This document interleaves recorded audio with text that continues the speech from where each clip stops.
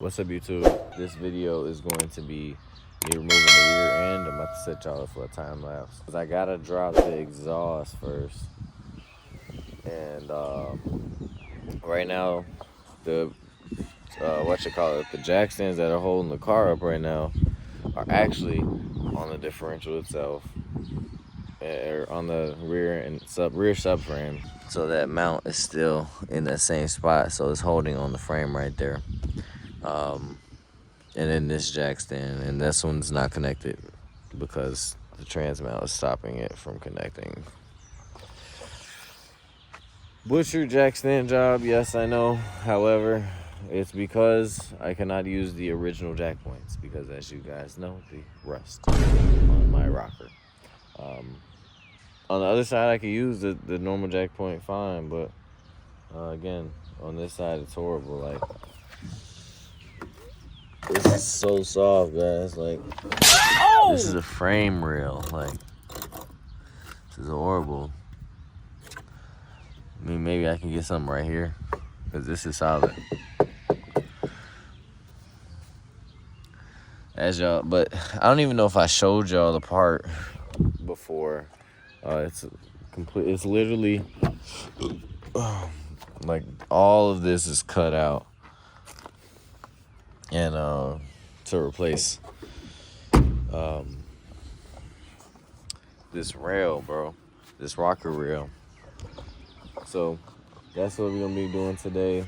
For one, I gotta disconnect this gas thing. I'm already low on fuel, so that'll help. But what else? I don't think this got to come off for the frame. I mean, for the subframe to drop. If it does, I could just disconnect it. No biggie. Make sure you guys have like something right here to catch gas, because there's gonna be gas right here.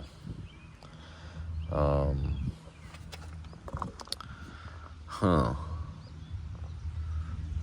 don't even know if I'll be able to use my fuel neck. I think I would, because the one from the Challenger may not work for this car. I don't know, guys. I may or may not be able to use it, so if I can, I'll retain that, but y'all will see all that. So let me just set y'all up for the time lapse, and then I'm gonna get going.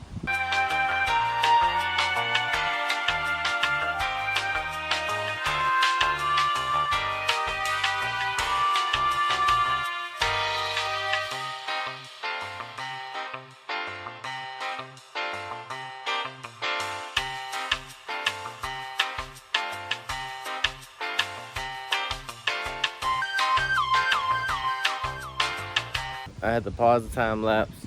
This is an interval. I'm about to go pick up some 5-inch carbon exhaust tip for my boy Chris.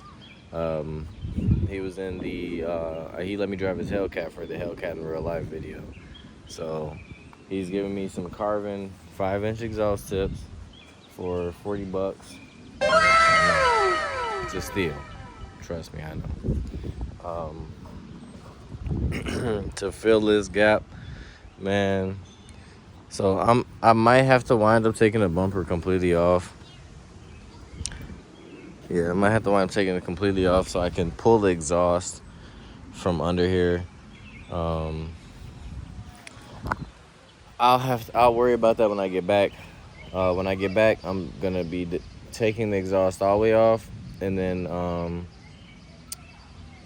take the drive shaft carrier bearing down, and then I'm thinking about just dropping the drive shaft with the subframe, because I don't have to take it off other than just the carrier bearing.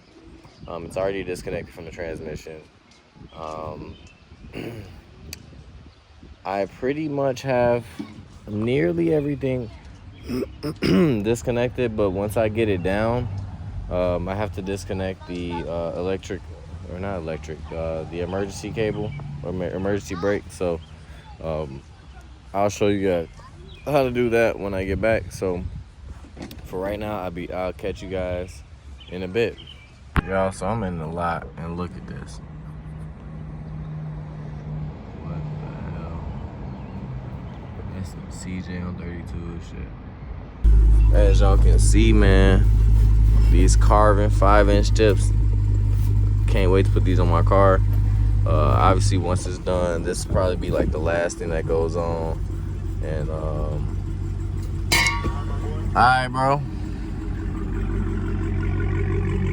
Go follow my boy Red Key Chris 707 on Instagram. And yeah, so I can't wait to put these on my car, y'all. Y'all don't know how like hyped I am to put these on my car, cause what's on my car right now is 3-inch, but I think that's what they come factory is, a 3-inch, 3 or 3.25, some weird shit. All right, y'all. So as y'all can see, I got back. I took the exhaust down, and again on these older cars, it's not gonna be easy. The exhaust hangers did not want to come off, so I had to pull the boot off on each one except for that one over there. That's the only one that wanted to come off. So right now, I'm gonna move these wheels and then drag my exhaust from under the car. I don't think the jack stand, yeah, they will. Absolutely will. They're gonna stop me from pulling that exhaust out. So I won't even be able to pull the exhaust out right now. Well,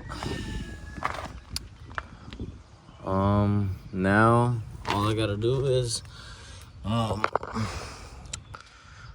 believe now all I gotta do, okay, I gotta disconnect this from the trunk. I already unplugged it. Really, I could just do some bullshit like this and just smack it through. So, honestly, I'll get back to y'all when I am about to. I'm put y'all back on the time lapse so I could take down the carrier bearing for the drive shaft, and then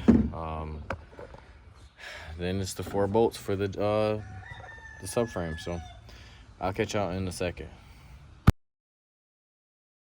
All right, y'all. So for one, a few things I did off camera. I'm like, I just want to, like I told y'all before, I want to get this over with, but I am gonna go over what I did. So I'm pulling out the exhaust right now. I took a small detour and bolted this up to factory. You gotta drill holes. Also bolted this up like factory. Gotta drill holes. Pop this, made this pop in like factory. Gotta drill holes. As you can see, I drilled it by a little bit, so it's a hole right there. But nonetheless, I did that. I did not do that on this side yet, though. I did not. So I did that. Then this is out. Subframe is out. Now I'm going to work on the emergency cable, and as y'all can see, let me get y'all in there. I gotta get all the way over there. So that's not a hop, skip, and a jump by no means whatsoever, but we're gonna get it did. Gas is currently falling out of my gas tank because the subframe is pushing it down. But see, can I even rock this? I can move it.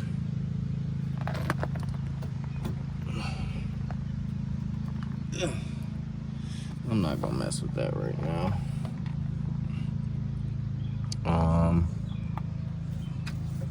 This is all out. I expected that to be stuck. The things, bushings for the springs, I expected them to be stuck.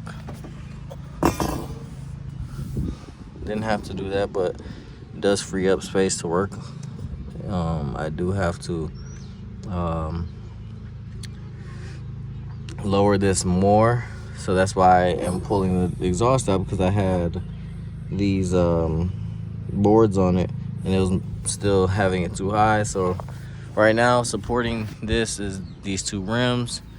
I did fix the jack points. As y'all can see, there's an inner frame here that's having that not go anywhere. So yeah, man, that's gonna be like that for right now. On this side, I took my skirt kind of off and got it on this pinch wheel. As you can see, this surface rust mainly over here, but it is, look, it is starting to get bad, as y'all can see. I did not know about this side, but it's not that bad. I'll cut out another rocker and then get that replaced too.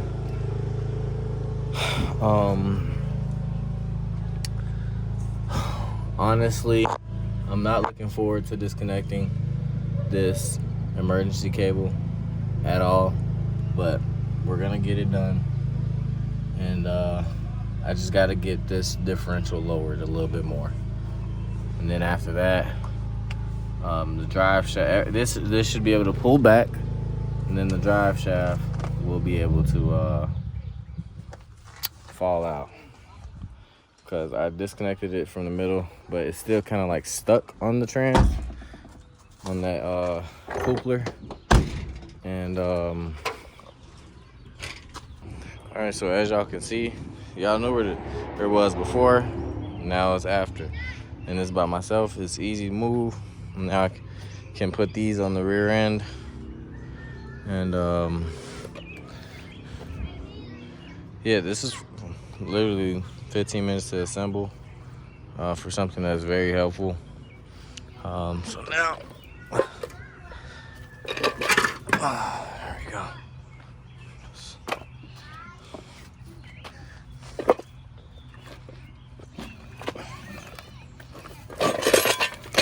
There we go. Now, going to jack up the differential again, and then get these under it. Then it'll be relatively easy to move. So I'll get back to y'all after I do that. I got the car on all 4 jack points as I showed y'all before. What else? Yeah, let me get back to y'all, and then should be able to remove the other strut and then pull this through once I get it off always. So let me do that, and yeah, so I'll get back to y'all.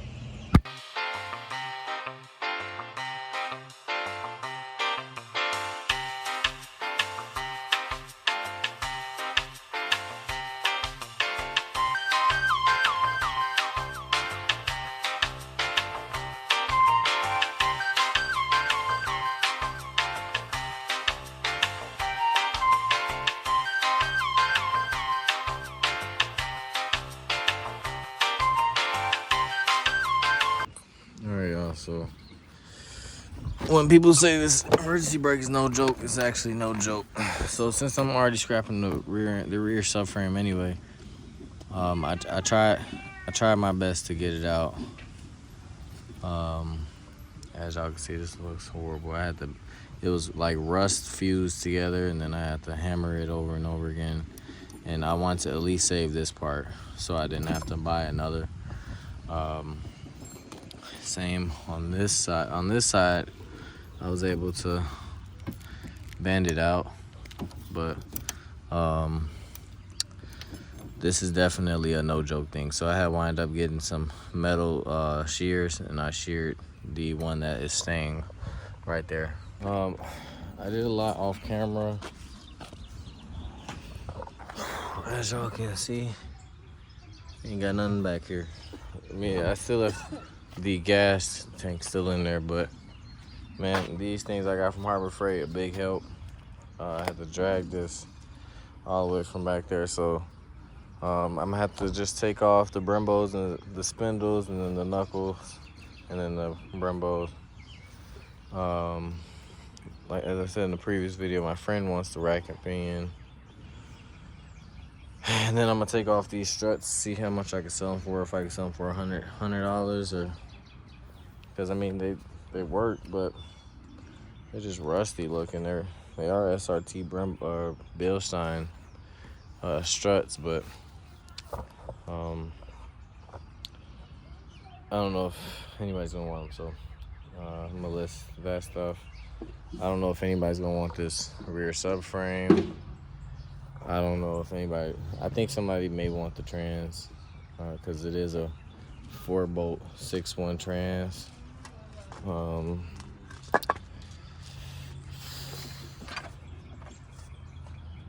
Yeah, it's a 4-bolt 6.1 SRT trans. It's the same, it's an NAG1, it's the same trans as 5.7, but it got the 4-bolt output shaft, or 4-bolt this output shaft on, just for better power delivery, and it's a big difference compared to just the 3-bolt. I know it may not seem like a lot, but it is. So tomorrow I'm gonna drop the gas tank, and that is the last thing. I'm gonna show y'all me dropping the gas tank, then that'll be the end of the video. And then going in with the new stuff is going to be whole separate video. So I'm excited, I'm tired, and I'm ready for it to be over. Ready for it to be done. Like, once I get it in the car, once I get stuff in the car, all I want to worry about is wiring. I don't want to have to worry about dragging another rear end or doing all this other stuff. I want to just get it over with already. All the mechanical heavy stuff, I want to get it over with already. It won't take me no time because it's a newer car. I won't have to worry about no bolts stripping, none of that. Even the emergency brake cable is going to be easier to get on the Challenger because it's a newer car. There's not no rust on it. And then yeah, man, only harness I'll have to worry about taking off is the front chassis harness. Then the rest of the stuff I can do at the storage when I get the car away from here, or when I tow the car back to storage, because somebody wants the frame, but I'm gonna make sure it's completely stripped before I give them the frame. So all right, y'all, so right now while I'm waiting on this gas tank to drain, as y'all can see, I was already pretty low on fuel in the first place, but as I'm waiting on it to drain, I'm about to drill a few holes that I need to drill for to mount up stuff on the car.